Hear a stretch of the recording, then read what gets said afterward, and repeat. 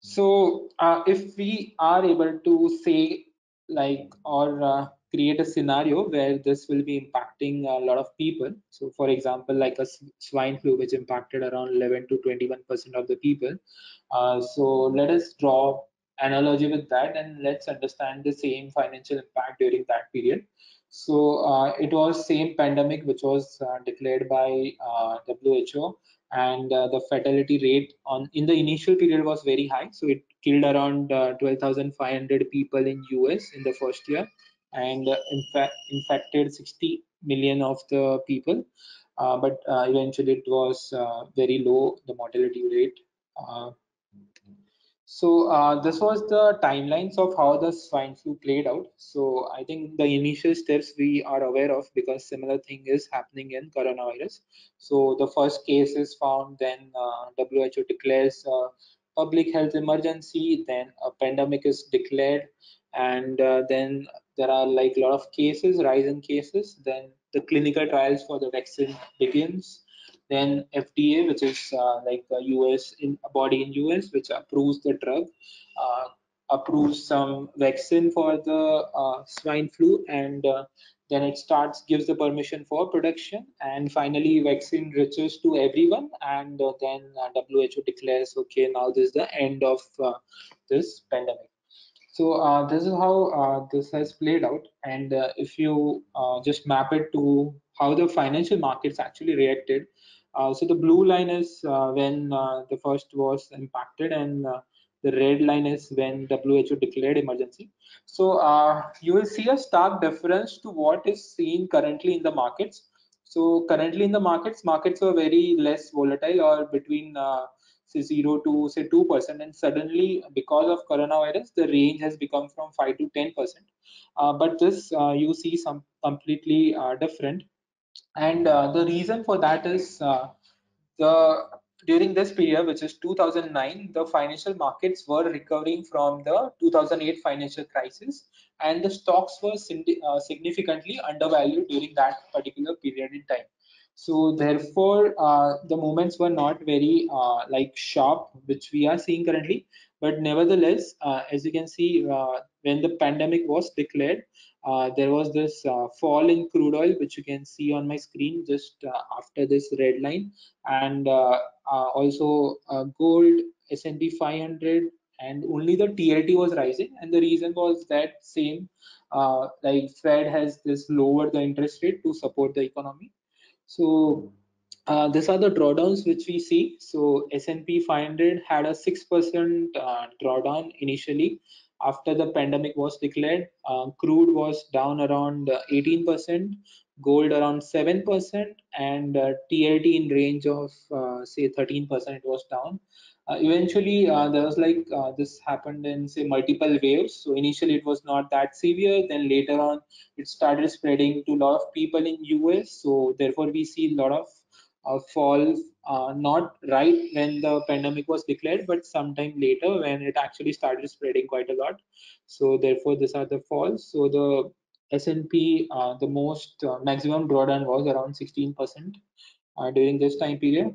And now with this data points of swine flu, now we are able to establish some kind of clear relationship. So the relationship between S&P 500 and TLT is negative, in the sense if S&P will fall, then TLT will rise. The relationship with gold is still not clear, so we don't know whether gold is a safe haven or not, because you can see this blue dots are all around this chart, and with crude oil we are seeing this positive relationship. So if S&P falls, which is an indication like economy is not going to do well, and so is there will be a fall on crude oil prices. So positive with crude, negative with TLT, and no relationship with gold. And let's see how things turned out after this. WHO said everything is good, no more swine flu. So as we can see, the returns are pretty strong, which is highlighted in this blue area. And the code for everything is available in a GitHub, so you can try out with all your favorite stocks. So S&P 500, like if we calculate the returns from say this very first date to say a year after WHO declared everything is fine, is around 42%. For crude is magnificent, which is 73%. Gold is 30%, and TLT is minus 10%. So indeed, when everything gets sorted out, market gets into their own bullish mode, and everything looks perfectly normal.